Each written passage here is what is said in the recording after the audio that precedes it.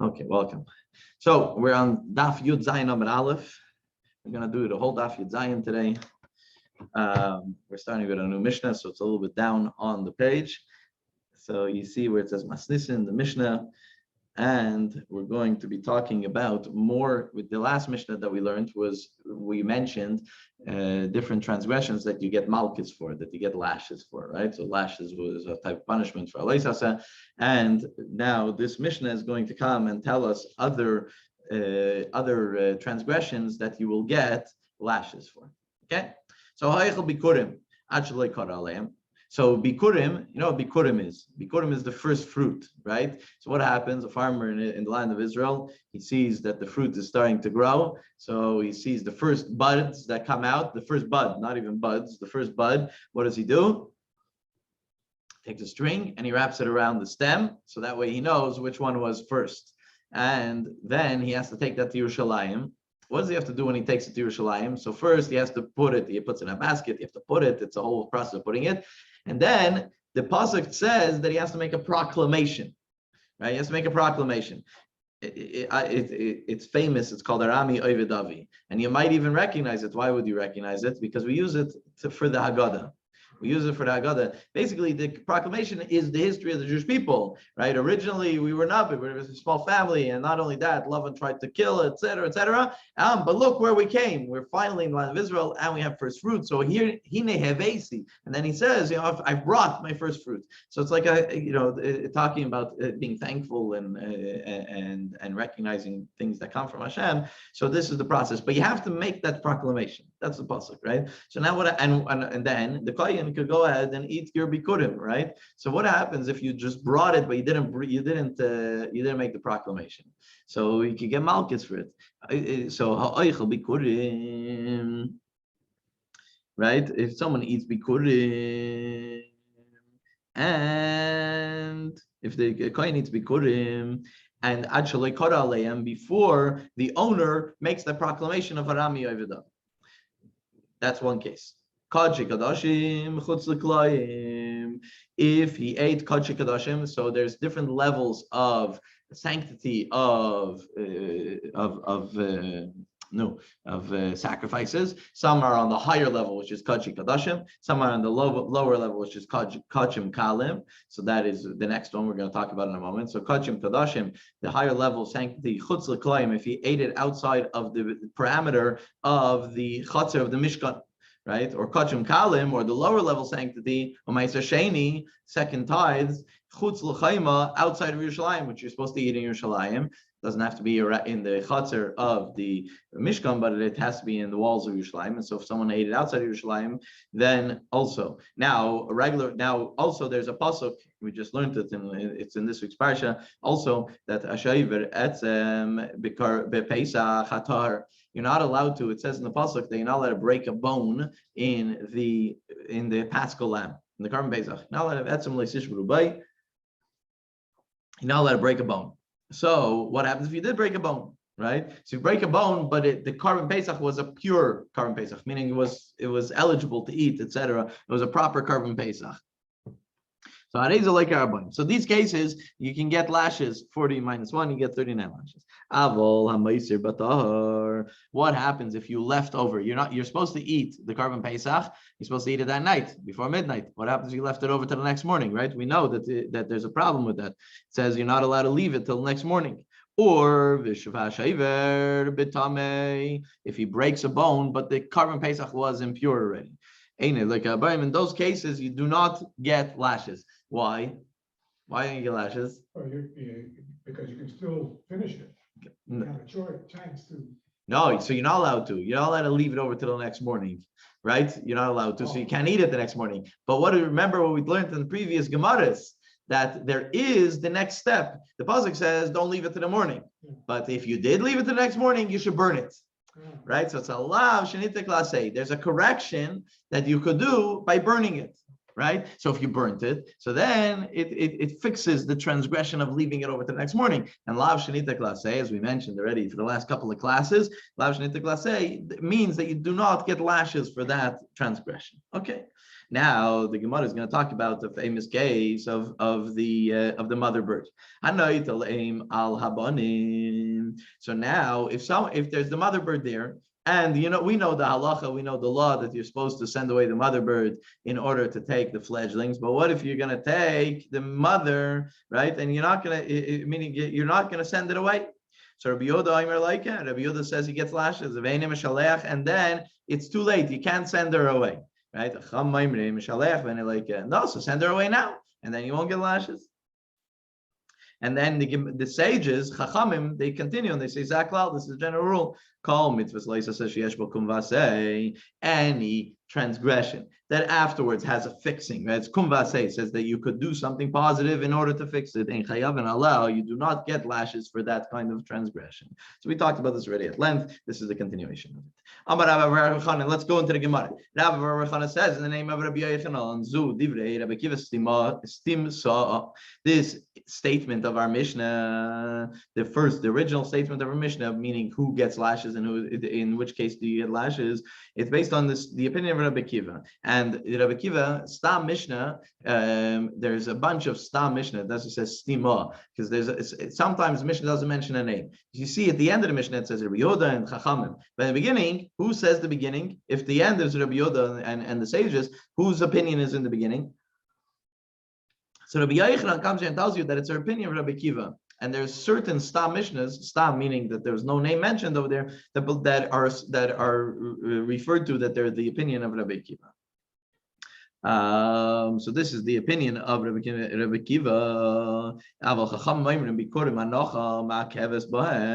But the sages say no. That hanacha, when the person comes with bikurim, he comes with the basket, right? He has to put it down. It says, the pasuk says that he brings it in and he puts it down and then he makes his proclamation. So what if he put it down and didn't make his proclamation? So that's a problem according to the Mishnah, right? What if he didn't put it down at all? Then it's for sure a problem, right? He didn't even put it down. So the Rabbi Kiva's opinion is that even if what we're missing is just a proclamation, it's a problem. Kain shouldn't eat from that bikurim. But the sages say, no, if he didn't make the proclamation, that's fine. As long as he came in and he made the statement, put it down, right? So they says, Kriya in Makkos. So it's an argument between the sages and Rabbi Kiva. So the Gemara comes and said, so what was the statement of the Gemara? Statement of the Gemara is Rabbi Yochanan says that our Mishnah is going according to the opinion of Rabbi Kiva. But keep in mind that he had no proof that it's Rabbi Kiva's opinion. He doesn't say, because we learned that Rabbi Kiva says such and such. We don't have a proof that it's Rabbi Kiva's opinion. So the Gemara comes and says, hold on a second, why are you saying it's the opinion of Rabbi Kiva? Maybe it's Rabbi Shimon, a Stam Mishnah of Rabbi Shimon, and not Stam Mishnah of Rabbi Kiva. Why should we say that it's Rabbi Shimon and not Rabbi Kiva? Because the Gemara is soon going to show us that there is a brisa that shows that Rabbi Shimon says the same thing as our Mishnah. So if we already have a statement of Rabbi Shimon saying the same statement of our Mishnah, so let's say that this Mishnah is the opinion of Rabbi Shimon. Why are we saying that's the opinion of Rabbi Kiva? So the Gemara says no, but Rabbi Yochanan Hakam Ashmal, and Rabbi Yochanan's coming to teach us. He's coming to try to explain to us that Rabbi Kiva, Rabbi Shimon Svirole, that Rabbi Kiva is of the same opinion as Rabbi Shimon, and that's why he brings it over here, saying that's Rabbi Kiva's opinion. He's not negating that's Rabbi Shimon's opinion. Of course, Rabbi Shimon's opinion. We have a brisa that proves that. But now the Gemara says, hold on a second, let's understand Rabbi Shimon. My Rabbi Shimon, you just said that there's a statement of Rabbi Shimon. What's the opinion of Rabbi Shimon the Tanya? So we learned in a brisa like this. Okay, the brisa is going to explain a pasuk. The pasuk says, it's not inside the Gemara, but the pasuk says you should not eat bisharecha outside of the location where you're supposed to eat, right? Masar the gancha, the meiser, tiraishcha v'yitzarecha, b'chayres. There's b'chayres. There's tzayin b'chayres b'karcha v'tzaynecha. Then there's nidorecha, and then there's nidvaisecha and trumas yadecha. There's a bunch of different things that the pasuk says you should not eat in the improper place, right? That's what it says, but it gives a bunch of them. It's not just one. It tells you a whole bunch of them. So based on this pasuk, Reb Shimon comes. So keep in mind, because we're going to use this at the end of the Gemara. Reb Shimon comes and he starts from the end of the pasuk. Okay, he doesn't start from the beginning of the pasuk and say when it says Meiser, what's it referring to? That's the beginning of the pasuk. No, he's going to the last words of the pasuk. Trumas yadcha, the truma. What's the truma from your hands? So Rabbi Shimon comes and says, Elu bikurim. This is referring to bikurim. What's bikurim again? Bikurim is the first fruit, right? So he says, what's trumas yadcha? That the pasuk is saying that you should eat it in its proper place. What's it referring to? It's referring to bikurim, right? And the reason why he says that's bikurim is because it has a hand involved, and bikurim is all about you bringing it. So since it's you bringing it, so it says trumas yadcha, it has to be talking about bikurim. Yeah, Amar Reb Shimon. So what's this adding? We already know that you're supposed to eat in a proper place from another pasuk. What's this pasuk adding over here? That when it says Trumas Yadcha, that bikurim has to be eaten in a proper place. So it says if it's coming to tell us that you're not allowed to eat it outside of the walled city of Jerusalem, right? We already could know this because we know by Meiser. By Meiser, it says that you can't eat it outside, and Meiser is more of a kal, is on a lower level. Bikurim like all shekain, right? Since Meiser, if you eat it outside of the walled city of Jerusalem, you can get lashes. So for sure, by Bikurim, which is more strict, that also you're not allowed to eat it outside of the walled city of Jerusalem. So the pasuk over here is not coming to tell us that because we learned that from Kal V'Chemer. So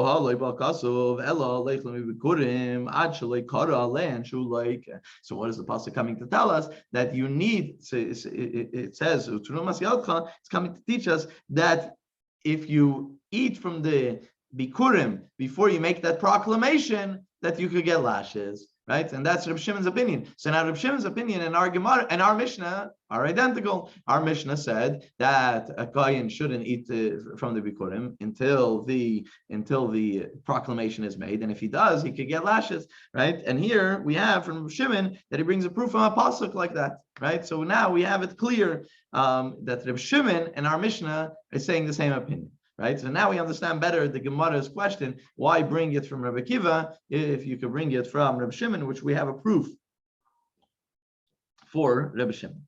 Okay, so that is the statement from our Braisa that proves Rabbi Shimon. But the Gemara is not going to stop there. The Gemara is now bringing the whole Braisa. Now, again, we're working backwards through this pasuk. So we did Trumas Yadcha. The word before Trumas Yadcha is the word Vinid Veisecha. So Reb Shimon continues and darshans from the pasuk Vinid Veisecha. What does it mean? Nedava. We all know the word Nedava. What's a Nedava? It's like a donation, right? So in Nedava is out of the goodness of my heart. I decide, right, whether it's to a poor person or whether I decide that I want to bring a sacrifice for something good that happened to me. So I want to bring an Nedava. So he says, what's Nid Veisecha referring to? It's referring to a carbon called a carbon taida and a carbon shlamim. These are two types of sacrifices that you do it with taidas nadava. You're not obligated to bring it. You do it out of the goodness of your heart.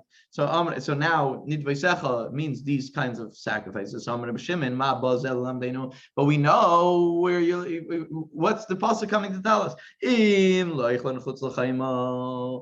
you're going to tell us that it's coming to tell you that you're not allowed to eat it outside of the walled city of Yerushalayim. So Kal V'Chemer Meiser. We could learn that from Meiser, right? Keep in mind that Meiser is tithing. Tithing, you took stuff from your field and you brought it to Yerushalayim. So you have to eat it in the walled city of Yerushalayim. But here we're talking about sacrifice. Sacrifice is much higher level, right? So if Meiser, you're not allowed to eat outside of Yerushalayim. For sure, sacrifice and all that eat outside of Yerushalayim, right? So all of these sacrifices you're going to see one by one. The Shimon is always going to say that we learned it from Meiser. Meiser, you're not allowed to eat outside of the wall of Yerushalayim. So too over here. So obviously that's not what the pasuk is coming to tell us. So what's it coming to teach us? That you're not allowed to eat from these sacrifices before you switch to blood. So I don't know if you remember, but we learned about this, that there's the process of bringing a carbon. One of the processes of bringing the carbon is taking the blood and switching it onto the mizbeach. Depending which sacrifice is sometimes higher or lower, and a certain amount of times, depending on the sacrifice, right? So now if the kohen ate from the sacrifice before before zrika. So like you can get lashes, and that is what the addition of this pasuk is coming to tell us when it's talking about carbon taita and carbon shlamim from the word v'nid v'secha. And now Reb Shimon continues, and he says goes back another word ubechayres. Right? It says bechayres. So it's talking about the sacrifice of the bechayr. Reb Shimon, ma bazel lamdeinu. What's it coming to teach us? If it's coming to teach us that you can't eat it outside of the walls of Yerushalayim, kal v'cherim meiser, we already learn it out from meiser. Vim lifnei zrika, and if it's coming to tell you they can't eat it before you spritz the blood on the mizbeach, kal v'cherim teidur shlamim, you can learn it out from teidur shlamim, which we just learned, right? Allah by kasav el la'oichel min habechayr afilu lachar zrika shu like. So what's it coming to teach us? That the bechayr sacrifice, nobody's allowed to eat from it except for a kohen. So zar, a non-kohen that ate from it, even after zrika, even after spritzing the blood on his beach, that you could get malchus, that you could get lashes. Okay, so that's what we learned from this one. Now he continues and he says, when it says in the pasuk, it says zuchatos v'asham. It's referring to two types of sacrifices that are brought because someone transgressed, and it's different types. One is called the chatos, one is called the asham. Reb Shimon says, what's it coming? Why is it specified this sacrifice here? So again, if it's coming to tell us that we can't eat it outside the walled city of Yerushalayim, we already learned that from Meiser. V'im lifnei zrika, and if it's coming to tell us that we shouldn't eat it before spritzing the blood, kal v'cherim teidur shlamim, we already learned that from teidur and shlamim. V'im la'achar zrika, if you're going to tell it that even after zrika, non-kohen shouldn't eat it, kal v'chemer, meaning in a case where non-kohen is not supposed to eat it, kal v'chemer b'char, we can learn this from b'char. Halal ba akasov. So now when it says b'karcha v'tzeinecha in that pasuk, it's coming elo la'oichel mechatos v'asham afilu la'achar zrika chutz l'klayim shu loiker, that you have to eat it in the chatzar of the Oil Maid, not just in the walled city of Yerushalayim. You have to eat it in the chatzar of the Oil Maid, and that's where what the pasuk is coming to us. Okay, now he continues dash in the pasuk. Nidorecha, the next another word in the pasuk. It says nidorecha. What's nidorecha? Like a commitment, a promise that I make, right? So what's that? It's an oila, a commitment to an oila. Oila is a unique sacrifice that gets totally burnt all to Hashem. They know. So what's it coming to teach us, right? If it's coming to teach us that you could get lashes for eating it outside of the walls of Yerushalayim, kal v'chemer meiser. V'im lifnei zrika, if it's coming to teach us you shouldn't eat it before zrika, kal v'chemer teidur shlamim.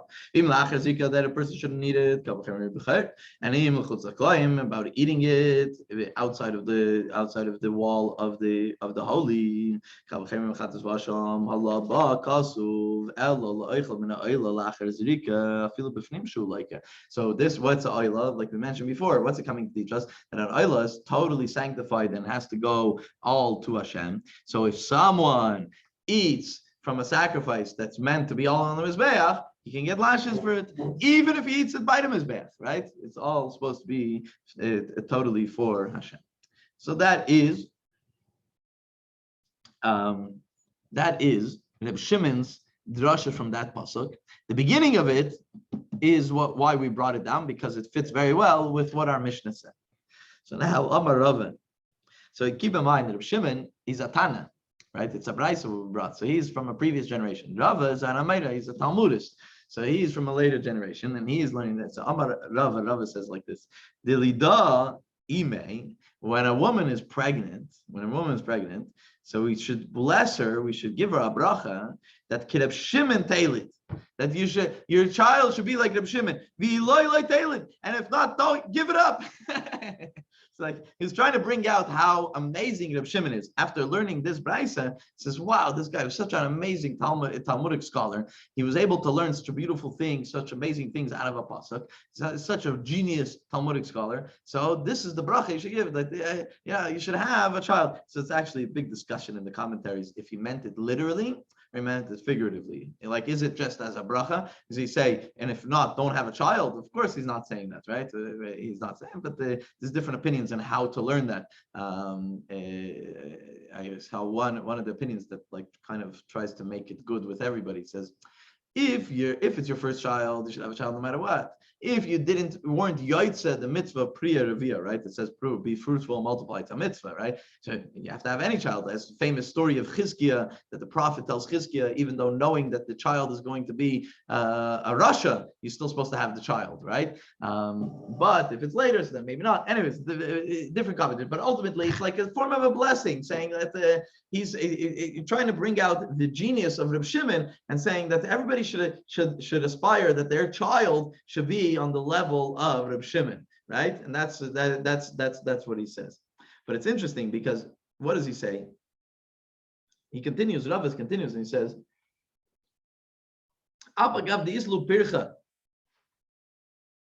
even though, what was Reb Shimon's whole story over here? He took a pasuk, chopped it up, and he showed that each part of the pasuk is coming to teach us something, right? Meaning the whole pasuk can't be teaching us one thing, because each part of the pasuk is teaching us something else. Because if it's all teaching one thing, you could learn all of them as a kal v'chomer from one. Just mention one, and you learn as a kal v'chomer from one, right? So obviously, each one is teaching us something new about that specific sacrifice. That's what Reb Shimon's whole process in that brisa that we just had. It's a beautiful thing that he did. But Rava says, and he's a genius, and he did a beautiful job, and we bless women that they should have children like Reb Shimon. That's how genius it is. But Islu Pircha, I can destroy his whole argument. His whole argument doesn't really stand. So it's fascinating the way he said it. So first to get, today they say that when you try to say something, you have to rebuke a child or something like that. You're supposed to do it in the sandwich. I forget that sandwich something. First give them a compliment, then the rebuke, and then a compliment afterwards, right? So here, give a big compliment to Reb Shimon, you're a genius, etc. But Islu Pircha, we can push it away. So he says, what's a kal v'chomer? A kal v'chomer means that there's one that's kal, right, and the other one's chomer. One is of lesser seriousness, the other one's of more seriousness. So if the one of lesser seriousness is not allowed to leave Jerusalem, so then of course the one of more seriousness is not allowed to leave Jerusalem, right? That's the kal v'chomer. So he says that's all the assumption that Meiser is kal, right, and Bikurim is chomer. Right? Meiser is of less seriousness because it's just produce that you're bringing, etc. So you have to eat in Yerushalayim, right? But a fruit that you brought and it went into the temple, now that's more serious. So he says maybe not, because there is a chumra de Bikurim mimeiser shkin asur lezarim, right?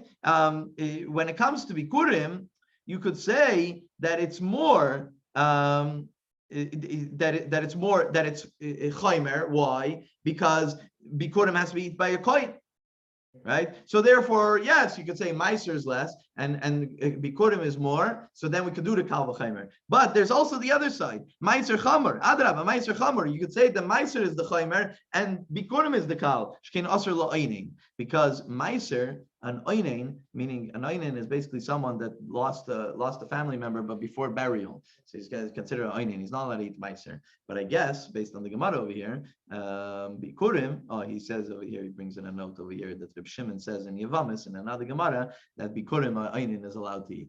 So now, which one is more strict? Meiser and Einin is not allowed to eat, Bikurim Einin is allowed to eat. So we don't know which one is the Kal, which one is the Chomer. So you can't bring a Kal v'Chomer from there. And therefore, to know that Bikurim has to be eaten within the walls of Yerushalayim, you need a pasuk. You can't learn it from a Kal v'Chomer. So that's what. So according to Rava, that's what the pasuk is coming to tell us. That you have to eat it in the walls of Yerushalayim. And interestingly, Rava goes and he slugs up each of the Kal v'Chomers that we just brought in the Brisa. He takes them one by one and he slugs them up. So you ever heard this Yiddish saying, "Schlag up"? Schlag up means like to whip something into shape, right? Or not even like so knock over the argument, right? So you bring an argument, you schlag up the argument, you knock over the argument. Okay, so now he continues to the next one. My chumra de taido shlamim imaiser shekin tunin matan damim ve'imorin legabim mizbeach. So you might say that taida and shlamim are chomer based on meiser because you have to you're going to burn it on the mizbeach. It's a sacrifice. It's very special, right? And meiser sheni, you don't bring anything out there as a sacrifice. So he says, yeah, but adrabah meiser chamor. Maybe you could say the meiser is more chomer, is more more heavy, is more of the is higher. Shekain tonin kesef tzura, because you have to have proper money. So Meiser Sheni is fruit that has to go to Yerushalayim, right? It's the fourth year fruit of any tree, and you have to bring it to Yerushalayim. You have to eat it in Yerushalayim. Now, what if you lived in Tzfas, and if you're going to go all the way to Yerushalayim, it's going to rot by the time you get there, right? It's going to take a few days to walk, and by the time you get there, so there's a certain parameter, a certain line, and if you live past that line, you're allowed to sell it, take that money, buy fruit in Yerushalayim, and eat in Yerushalayim, right? But it had to be special money. It had to be money. Tzura, it had to be proper money. It can't be that a promissory note, right? It couldn't be. Maybe it could be a promissory. I don't know exactly how in halacha it will translate till today, but it can't be like the guy in Tzfas says here, I'm writing you a note that you could go get on my cheshbon in the store in Yerushalayim $500 worth of fruit. It has to be actual money. Tzura, it had to have a form on it that was real money. So now Meiser needs it to be real money. So that means that it's maybe chomor of the sacrifices of Taida and Shalomim. So therefore, you can't do the Kal V'Chomer there either. And now it continues. So you're going to say a bechar is very holy. Why? Because as soon as it's born, it's already holy. From when it comes out of the womb, it's holy. So then it's more holy than Taida and Shlamim, etc. So it says no, but Adrama, Taida and Shlamim chamurim. Maybe we could say Taida and Shlamim are more chaymer. Why? Shekin to unim smicha unisachim utunufas has chaze v'shoy. Because when it comes to Taida and Shlamim, there's a whole bunch of things that you have to that you have to do. You have to put your hand on it and make a special thing on it. You have to the nesachim, the pouring, and what you have to wave with the chaz and shake. So there's a whole bunch of processes that you have to do by Teir Shalomim. When you don't do the by Becher, so maybe Teir Shalomim is more special, is more right. So you can't learn one from the other. They're different. It continues, Rabbi. And chatas and asham mibecher shekain kachi kadashim. Chatas and asham, they're on a level of sanctity of kadosh kadashim, not kachi kalim. So he says, yeah, even though Bechor is on a lower level of sanctity, but it's been sanctified since it was born, so maybe it's higher. And then he continues, now, Ayla, you're saying, is the highest level. Why? Why is it the highest level? She can call it, because the whole thing gets burnt and sanctified to Hashem. So he says, maybe that's not such a chaymer, maybe that's not such a greatness. Chatas and asham, when you bring a sacrifice, you're actually being atoned for a sin that you did, for a transgression that you did. So Oila doesn't give you that. So maybe chatas and asham are on a greater level. So therefore, you can't learn a kal v'chomer from one to the other. And etc. Chamiri Oila, these lushtei achilis. Now, all of the other sacrifices are maybe on a more chamor than Oila. We thought that Oila is on the highest level. He says, but maybe all of them are on a higher level. Why? This bushtei achilis, because there's two eatings. What's the two eatings of a regular sacrifice? What goes on the mizbeach and what goes in your mouth, right? In the kohen's mouth, usually. Sometimes the person, but mostly the kohen, right? So he says that's maybe more special, as opposed to Ayla that only has one eating, so to speak. It only is eaten on the mizbeach, meaning by Hashem. So therefore, it could be more chamer. So this is Rava's whole upshlag, right?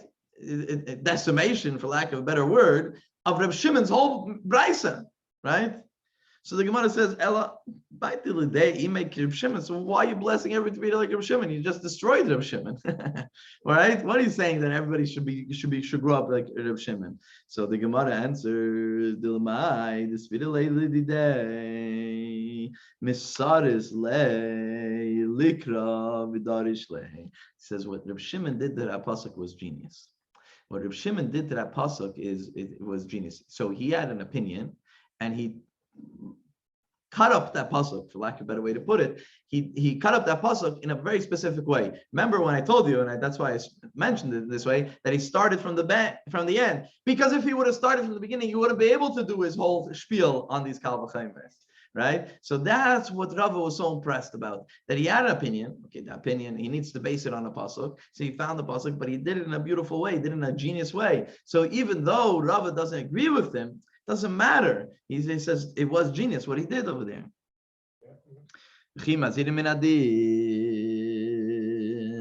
So now the Gemara goes over here and says like this: Reb Shimon is bringing a bunch of cases that you would get malchus, meaning that you transgress, and therefore you can get malchus based on a kal v'chemer. But don't we have to have an azhara in the Torah, a warning in the Torah, in order to get punishment? You can't get a punishment for anything that you've done if you learn it out of a kal v'chemer. I mean, the Bezdin can give punishment, but the malchus, which is a biblical one, you can only get if there's an azhara. It's called an azhara is a warning in the Torah, and it has to be explicit warning. You can't learn it out from a kal v'chemer. So that's the general understanding. So the Gemara asks Reb Shimon, how are you going to learn it out of kal v'chemer?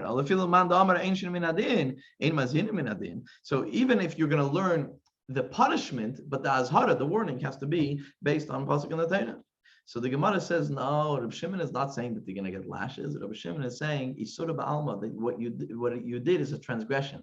Not that the punishment is lashes, but what you did is an isur, is a transgression.